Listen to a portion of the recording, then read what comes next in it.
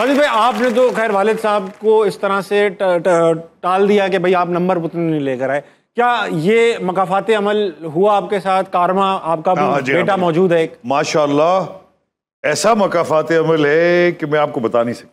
वाह वाह वाह, ऐसा क्या कर दिया लड़के? देखिए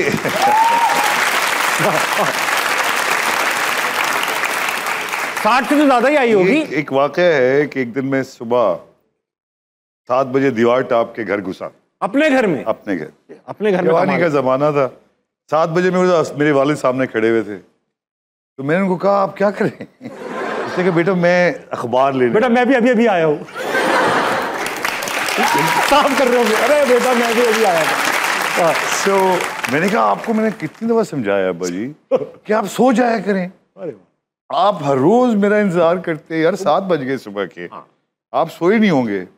तो उन्होंने बड़ा तारीखी जुमला मुझे बोला। उन्होंने कहा तुझे भी समझ नहीं आ रही है, तेरा बेटा होगा वो समझाएगा। Same dialogue. हाँ, तो ऐसा है कि ये बच्चा जो मेरा माशाल्लाह ये बिल्कुल समझा रहा है, अपना पढ़ता है।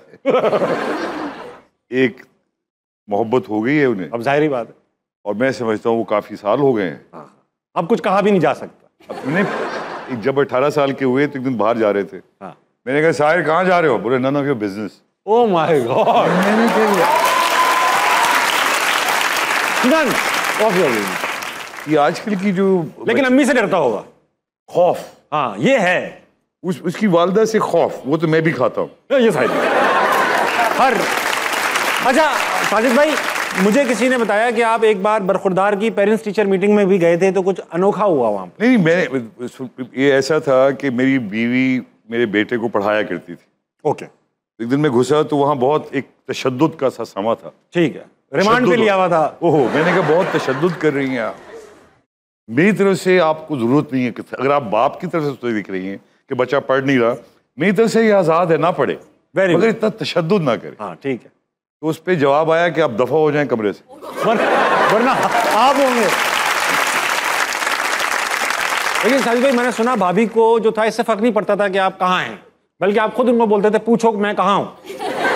ऐसा है कि हाँ, एक दिन मैंने उनसे कहा, सिर्फ दरखास्त की कि अगर मैं 5-6 दिन ना आऊँ घर, पूछा करो तो कम से कम एक रपट लिखवा देना। तुम्हें तो पता ही नहीं होता। तो बिल्कुल ऐसे ही है। और मैं शादी भी शायद इसीलिए की। मैं चाहता था एक ऐसी खातून जो अपने अंदर बहुत ज्यादा मगन हो, सेल्फ डिपेंडेंट हो। Very nice. वो हैं, वो बहुत पढ़ाई की तरफ भी है, फिर वो एक्सरसाइजेस की तरफ बहुत ऐसे। She is a very competent teacher of course, and I owe a lot to her in terms of my fitness if there is any. तो ये तो है। अच्छा कवर किया। कल भी ऐसा है कि भाभी को भी आपने इसी तरह से अपने लिए मनवाया, मरने मराने की धमकी दे दी उनको। एक मैंने आर्टिकल पढ़ा आपके बारे में, एक शो में गए थे आपने, साजिद भाई ने कहा कि मैंने उनसे बेगम से नहीं कहा, वो शकीला ने कहा। ये देखिए मुझे बदनाम करने के लिए बीवियां होती हैं ना, वो है। अच्छा, आप अपना वर्जन सुनाए।